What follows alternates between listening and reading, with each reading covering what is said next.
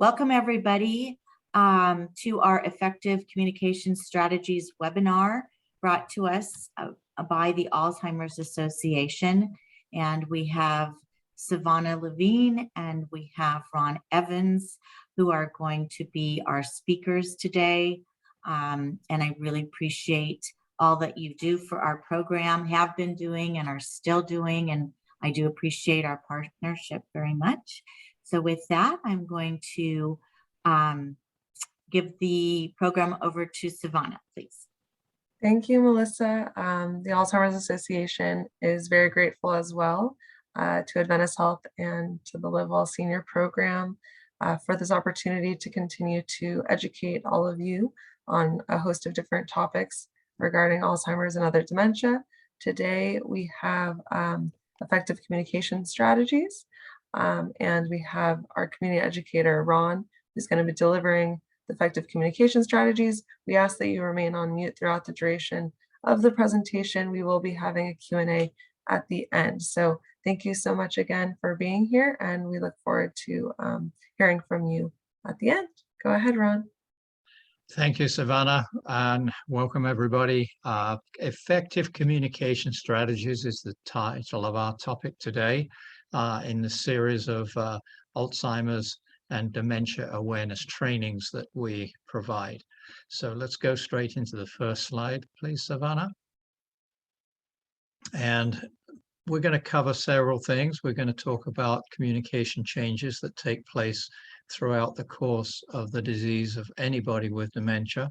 We're going to give some ideas on how to decode and understand and decode verbal and behavioral messages delivered by someone with dementia, and some suggestions as to how to respond to be helpful to that person.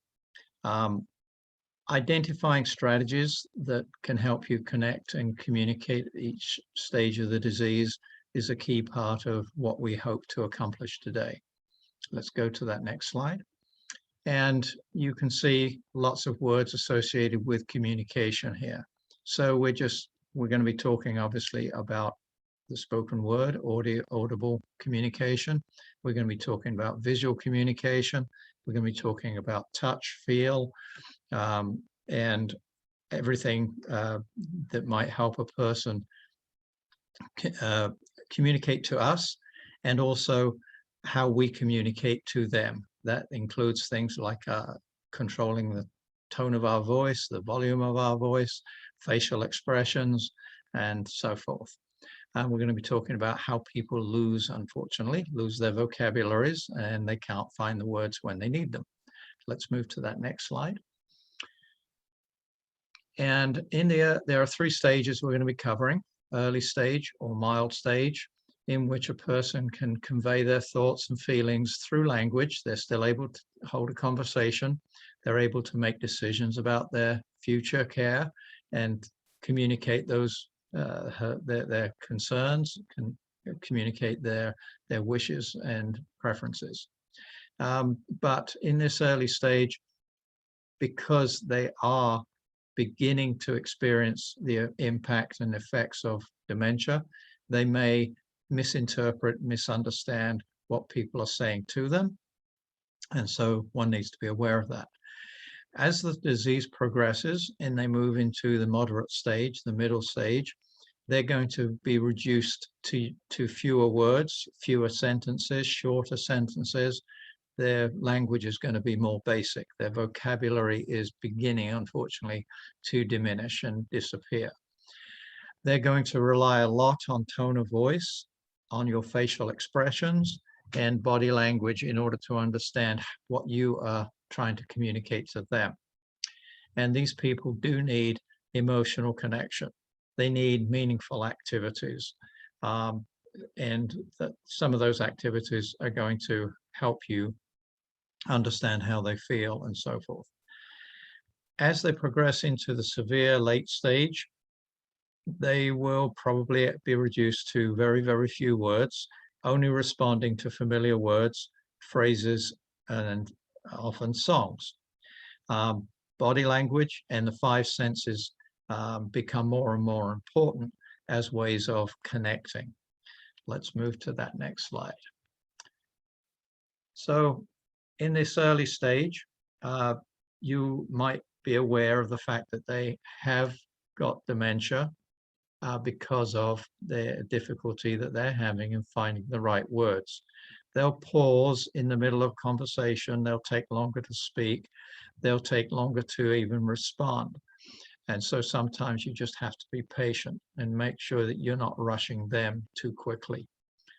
They will, because of awareness of the fact that they're struggling and that things are changing and they're not what they used to be, they will withdraw from conversations because of embarrassment and just the uncomfortable feeling that they have when they can't put together sentences as smoothly as they have in the past.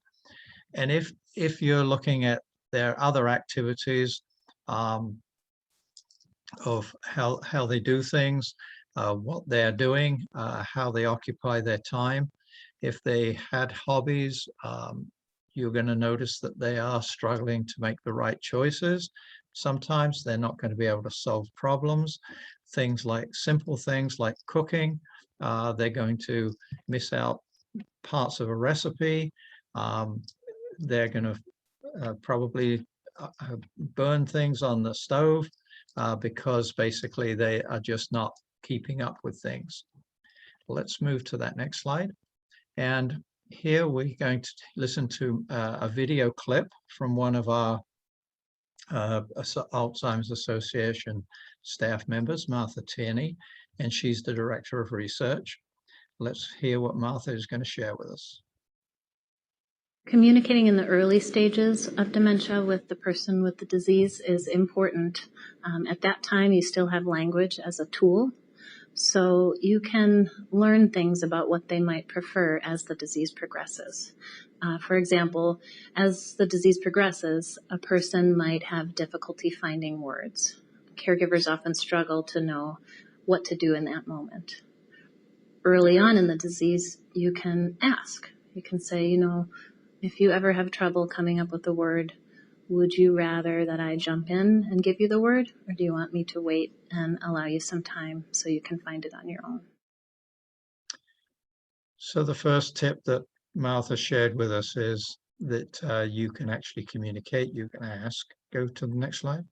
You can ask them, is it okay if I help you out? Can I suggest a word that might fit? Some people will respond yes. Others might say, no, let me try, because they want to be in control as much as they can. So we can ask directly as to how we can help them best with communication. Keep sentences clear, short, and straightforward. You have to allow time for conversations because they will need to take time. If there is a conversation going on that involves that person, that is to say, talking about that person because you're speaking with another family member, with a doctor, with another caregiver, or whoever it might be, try and include the person in the conversation if they're in the room and within hearing distance, because you want them to be included and feel included in planning for the future. Let's move to that next slide. So we have to avoid making assumptions. It's very easy, for example, for somebody to make the assumption this person must have Alzheimer's, but that might not be the case. They may have dementia. They may be struggling with memory, short-term memory challenges. They might be struggling with communication, but you can't assume Alzheimer's until everything else has been eliminated. And so don't make assumptions on any level if you possibly can. Talk directly with the person. Talk to them as if they have all their faculties. Communicate in a way, though, that is comfortable for that person when you're dealing with face-to-face. And don't forget that family members and others want to be involved, remain involved remotely. If they are out of state, in which case telephone, email, if they can still read or type. And also of course, we have today video conferencing like Zoom. Use all those tools. If you can connect with a person on a humorous level, get them laughing, get them smiling, that's always good. And laughter is good, smiling is good, but try not to be, I don't know what the correct word would be. Here we've got the phrase, be honest, okay? So make sure it's genuine. Let's go ahead and move to the next slide. So here we're going to talk about moving into the middle stages. So a person who has been diagnosed with dementia, even if the cause of their dementia has not yet been diagnosed, it's important to understand some of the progression. They're going to have increased difficulty in finding the right words. Their short-term memory is probably going to be more and more impacted. They won't remember what they did previously. They will use familiar words repeatedly. They may also, unfortunately, develop what we call a behavior, which is of repeating the same thing over and over again. And they will very frequently be very creative. It would seem as though they've invented a new word to describe something, something that they should know the name of, but they can't think of the word, so they substitute a word. Conversations can be very frustrating for the caregivers, and a caregiver, by the way, of course, is a member of the family, maybe a professional caregiver. Doesn't matter who that person is that's working with a person that's got dementia in this early to middle stage, is that conversations take more time, and a person will lose their train of thought and go off in a different direction, and you may or may not even ever get the conversation back. They will close down, speaking less frequently, speaking minimally, and they will start communicating with gesticulations and so forth to augment whatever conversation they can handle. If you notice any major changes or sudden changes, it's important to let the medical professional, their doctor, know about it and get their advice. It might be something that triggers the need for some screening or for some testing. Let's move to the next slide. This is Beverly. She is a caregiver support group facilitator, but she's also a caregiver herself. Her husband has Alzheimer's disease.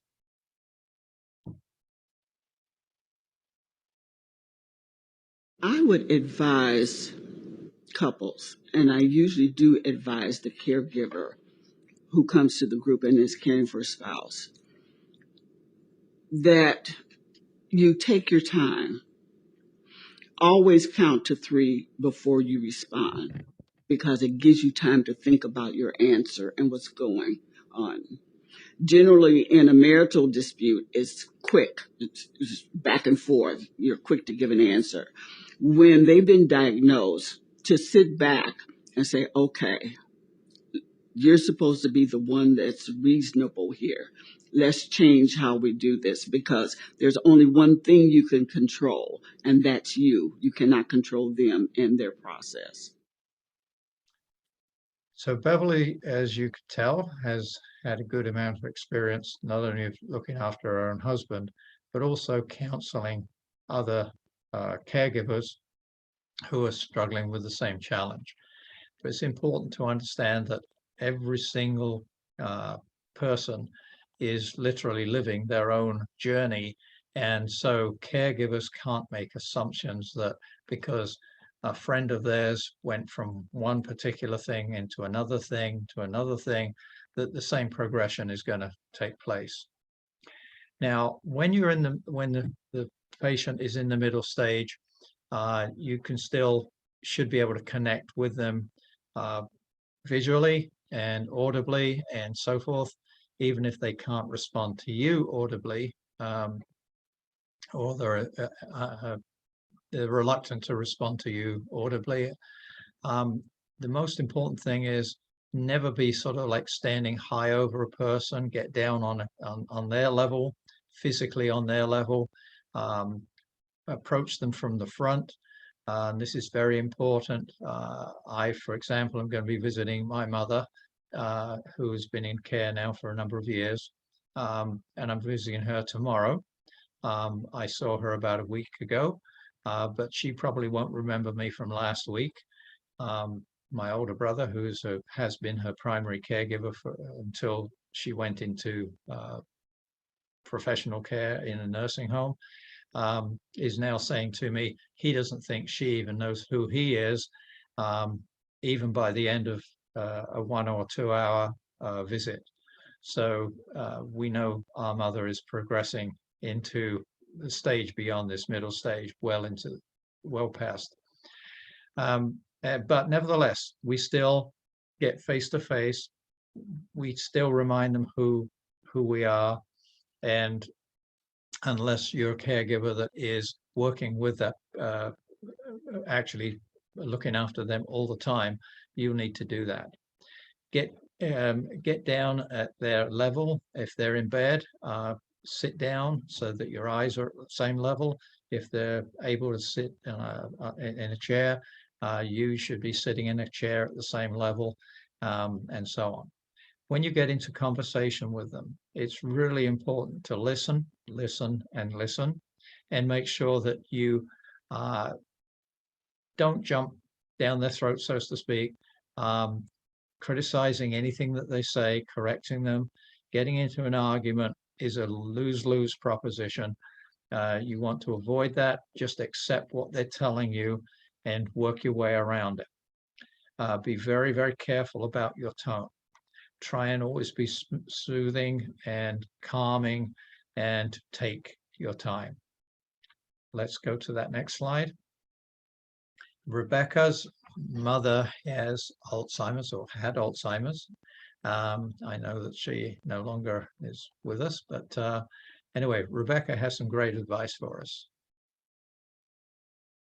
She could sense my frustration, because occasionally I would lose my patience and I would bark at her.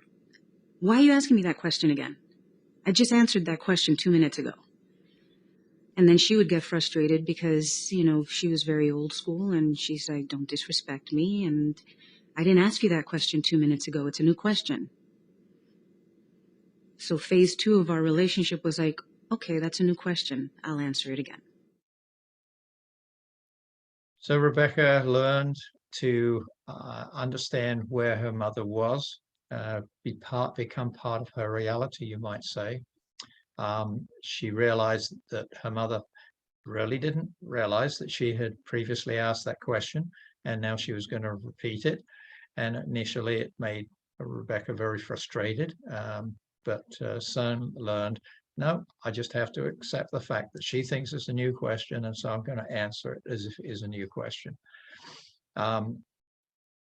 If a person is explaining something to you, trying to communicate something about discomfort, for example, frustration that they may be having, you have to somehow respond and let them know that you are understanding it, you're hearing it, and repeat it back to them maybe in different words, so that they can confirm that you are understanding it correctly. And be as brief as you can, although that's not always easy. And it's the emotions that are behind whatever their statements, whatever their requests are, that's important to them, I should say. So moving into the next slide, here's some just simple guidelines: keeping things slow, basic, using short sentences, basic words, speaking slowly and as clearly as possible. And when there are a couple of people, like my brother and myself might be with my mom, only one person, only one of us can speak at a time. Have them hold a conversation and the other be an observer, and then you can switch roles. But one question at a time, one person at a time, and avoid any outside distractions. That might mean, for example, turning down TVs. Many people who are in long-term care literally will have the TV on in the background all the time, and turning down the volume and turning off the video might be necessary sometimes in order to really get focused with them. Again, you got to be patient. And yes, you can offer to guess the words for them, fill in the words if they're okay with that. And next slide gives us some more guidance about visual cues and gestures. You can, nod your head up and down to suggest yes, and sideways to no, and see if they will copy you if that's appropriate. But whatever you do with movement, keep it under control and try not to do anything that might startle the person. For some people, even in the middle stage, you can still write things down for that person. And by the way, you can put answers into your questions. If you're asking them what choice of, what would they like for lunch, offer them a choice, you're giving them the answers. Would you prefer chicken, or would you prefer, beef or sausage or fish, or whatever the choices might be, so that they can pick and choose from that. And you may have to repeat things more than once in order for them to process the questions that you're asking in order to give you an answer. If whenever you can, anything that sounds like it might be negative, find a way of twisting it into a positive. If they don't want to, for example, take their bath or their shower because that's part of the program that they need, you need to suggest something like, well, let's do this. Let's take that shower, because then we can go out, we can go into the garden, we can maybe go out to somewhere that might be a favorite place of theirs. Or if you do that, oh, by the way, then we can sit down and have some nice tea together. Again, you're trying to take something and give a reason for doing something that for some reason they want to object to. There will be times when you need to ask questions, you need to get information from them about how they feel and so forth, or you would prefer to get information rather than guessing, but avoid being too detailed in the quizzing.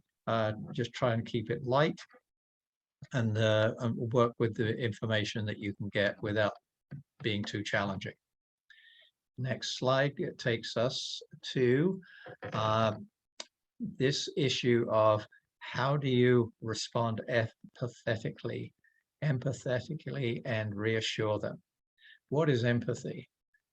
Some people say empathy is showing sympathy. Yes, but it's also showing that you understand how they feel. You're trying to communicate to them, yes, I appreciate that. I know you're in pain, or I know that this is not something you like. You've got to hear their objections. You've got to respond to their objections and saying, yes, I understand. And again, you've got to twist the negative into something positive. Feelings are more important to this person than facts. And if you have to, and if you can, whenever you can, always validate them. And when necessary, redirect them, redirect their thinking, redirect their attention. If they've been focused on something that's maybe annoying them, and people with dementia will develop behaviors, I should say. For example, they might be wringing their hands. Okay, you want to find out why they're wringing their hands. So take their hands, hold their hands, and show some reassurance. So take away whatever that distraction or preoccupation might be that they are having. Let's move to that next slide. And here we're going to step up into the next level, which is the late stage. So now our communication, going back to the basics, communication has been reduced to, if any, a few words and maybe sounds. It's been almost 2 years now since my mother was able to put together any kind of response audibly. She cannot form words, she cannot speak, communicate to us or to her caregivers. So everything is nonverbal, basically. It's all a question of seeing her feelings through her expressions and so forth. So expressions of pain are really important to recognize so that you can respond promptly. And it can be a challenge to work out what the cause of the pain might be. Our goal is, of course, making people feel comfortable, making them feel safe, happy, and so forth. Continue to have conversations with them so that they hear you talking, and you will find yourselves using more senses to communicate. Let's move to that next slide, which will help us with this. And Sandra's mother, who is in late stage Alzheimer's disease, had some nice challenges. I know that my mom feels aggravated. I know that she feels alone. I know that she feels confused. And I know on any given day, I don't know if I've made it better for her. I try. In these later stages, I've come to recognize that being really aware of the 5 senses is really important. Touch seems to give her a great deal of comfort. I know when I come over, I'm going to brush her hair all the time. My husband noted to me recently, he said, you should see the look on your mom's face when you're brushing her hair. She's just happy. She's just happy. She doesn't say a lot. And I do it for a long period of time. I comb it, I braid it, I do funny things with it, but it just allows me to just be with her in a way that makes her feel comfortable. So to begin with, Sandra there explained how all of the senses become more important, not just communication by talking, because there is no backward conversation coming back to you. So therefore you have to learn what those senses are and how to use them. And she explained how her mother responded very positively when she brushed her hair for her. So touch is one of the first senses that we have that we might deal with. Get used to holding a person's hand, holding both hands. That feeling is just reassuring. But things like fabrics, hand lotion, massages. There's some activities suggested here on this slide for the person who still enjoys maybe some challenges, challenging them to find particular item that's in a bag.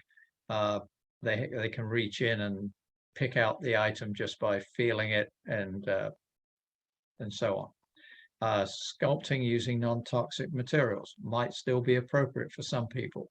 That, by the way, is also useful earlier on, at any stage, of course. All of these things really are helpful early, not just in the late stage, but at different stages, different times, to keep them entertained, keep them involved, and keep them feeling like they have some value. Bottom of that list is holding the person's hand, stroking their arm, stroking their back. If I put my hand up on my mom's head, she just smiles. I don't have to do anything else, just leave my hand there for a short while, and it certainly seems to make her feel good. Let's move to the next slide. And here again are some more activities. These are focused on sight. So watching videos of animals, nature, and travel. Yes, I'll have my laptop. My brother takes his laptop to my mom. He records, she's in England, and Strictly Dancing is one of her favorite programs. And so he records the episodes of the dance competitions, and she'll sit and watch them for as long as he can play them. He can play them over and over again because she has probably forgotten that she saw those before. For other people, they might be more interested in watching animals, which again can be brought to them on DVDs on a laptop, as well as TV and so forth. And if you've got a person that can be transported, when I say that, they're not bedridden, in other words, even if it's just getting outside onto a veranda, outside onto a pathway, there are birds to watch, there's flowers to look at, and so on. And if visits to places like aquariums and other zoos and so forth are possible, that's always worth considering. And you don't have to wait until the late stage for these things. These are all good all the way through. So using activities, and you basically, with any patient, will learn what their activities are, and for as long as they are interested in them, keep doing them. Let's go on to the next slide. So sound, and we hear a lot about people who suddenly start hearing a genre of music, usually from their teenage years or their younger years at least, which they connect with. And so it's worth trying background music, and sometimes it might be big band music, or it's, you know, the type of musical instruments is important to them. Piano music. I guess they're going to, my children are probably going to be playing Led Zeppelin or something like that for me. We'll see what happens. And for other people, it might be they like to hear people reading. And you don't have to sit and read all the time yourself, but finding what kind of speeches, poetry and so on that they like listening to. And you can just put it on, play it to them using, you know, cassette tape recorders is what I was going to say, but that dates me, doesn't it? CDs and DVDs. And yeah, it's actually great to read books and poetry and scripture, even news articles. It's amazing, even in the later stage, what people do respond to. And of course, it says at the very last bullet here, let the person hear the gentle tone of your voice. They don't like sharp and shrill. They like quiet, soothing, and reassuring. Let's move to the next slide. So another sense is, of course, smell. And this one, again, doesn't have to be just for late stage. What we're saying here is these things are still appropriate to try and test and see what the person responds to in late stages. Fragrant lotions for hand massages. I know we mentioned that previously. But giving them the opportunity to just experience different smells and see how they respond. If you take a person outside when a lawn has been freshly cut, has a wonderful smell. And of course, the food that you serve them, trying to make the food smell as good and as appetizing as possible. Even though that food might now be mostly soups and liquefied food, doesn't mean to say that it can't be made to smell good. Let's move into the next slide. And this is where my mom's eyes pop open, because as soon as she sees cakes and jelly desserts, she's interested. So home-baked goodies, many women, of course, but also many men may have had a career, lifetime career of cooking and baking. And so if they say things, see things, smell things, and get to taste things that they've experienced themselves in the past, even though they don't now have the physical abilities to make those meals, that's something that they're going to appreciate. Flavored drinks, and I've yet to find anybody over 65 who calls themselves elderly who doesn't like ice cream and desserts.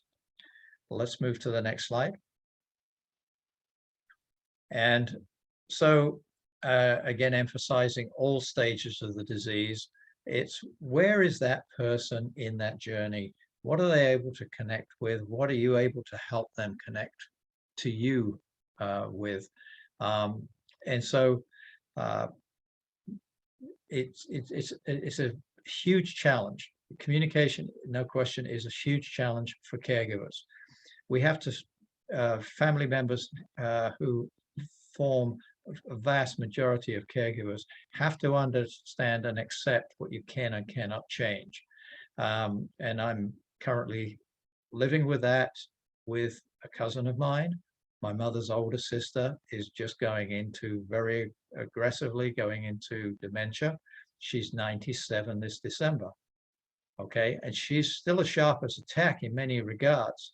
So I wouldn't say that she has short-term memory, major short-term memory loss challenges. Some challenges, yes, but not critical or serious. She can remember things all the way back, but she is so frustrated, which was a word that you heard a couple of other people say. Yeah, she is so frustrated about the fact that she isn't the person she used to be. She's so frustrated that she can't do things on her own, but thankfully she's still capable of doing some things. But my cousin, who is a primary caregiver, and her husband, have to be there all the time, and they have to do everything, do things for her. And the biggest concern there is, how do they help her maintain her self-respect, because she's aware of the challenges? And that's typical of early and mid-stage. These people are aware of the fact that they are kind of fading away and they can't do what they used to do, and they need help, but they don't really want to have the help, but they can't avoid needing the help, if that makes sense. So we have to treat them as adults. We have to treat them with so that they retain their dignity, and we have to treat them with great respect. And that takes a lot of patience to do.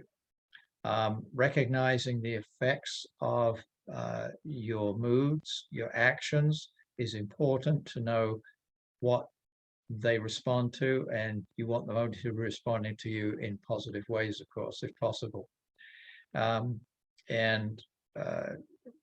There is a bottom line here on the slide. It's come up several times before. Try and reassure, be soothing and calming of the person. Let's move to the next slide.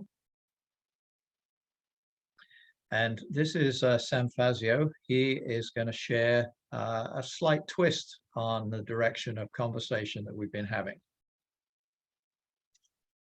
Taking care of yourself while you care for somebody with the disease not only impacts your own health, but it really can impact the person with the disease. So, for example, if you're not getting enough sleep, you might be easily irritated, which will then sort of spill over to your interactions with the person with the disease, and maybe being short with them, which then might cause them to get frustrated. So it's not only important to take care of yourself for your own health, but really for you to really be a good caregiver.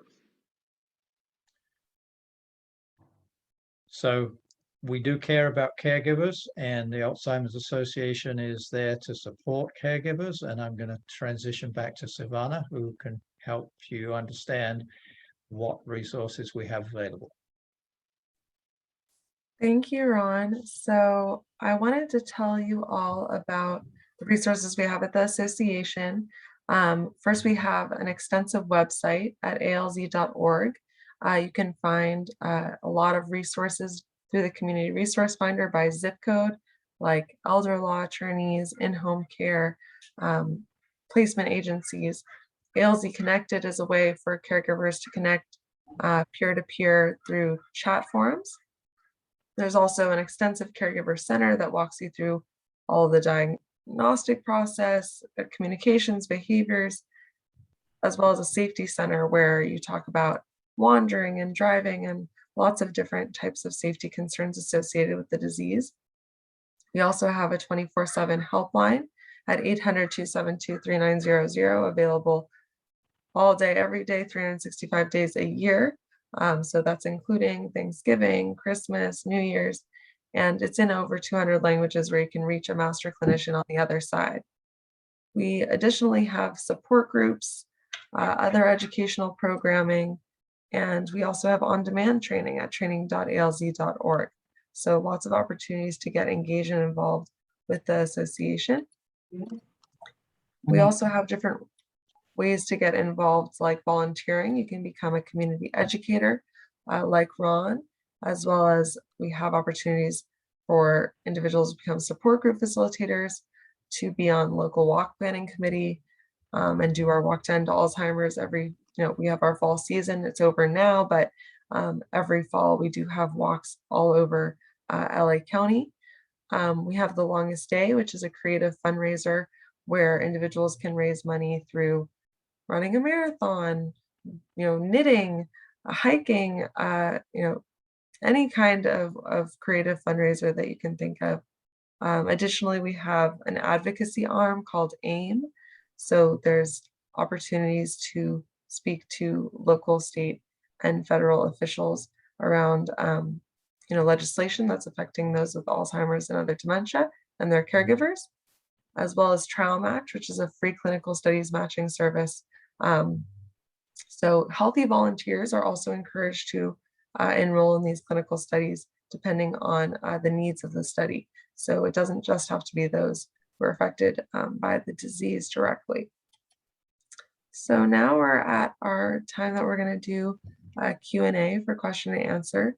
I believe this is the time that we'll stop recording and allow individuals to unmute themselves or write in the chat. Real quick, thank you so much, Savannah and Ron. The two of you make a great team, and this was a really, really helpful presentation. I wanted to let you know, our participants know, that if you're watching this with us today and you haven't joined the Live Well Senior Program, we do have a link in the chat, and you can sign up right now if you'd like. So I just wanted to let you know, and I will, the link is in the chat now. So if you want to open that and join, you're welcome. We'd love to have you. It is free. You have to be 60 and live in LA County, but other than that, it's free. And I'm going to go ahead and stop the recording, and then we'll go ahead and start the question and answer portion of our program today. Thank you.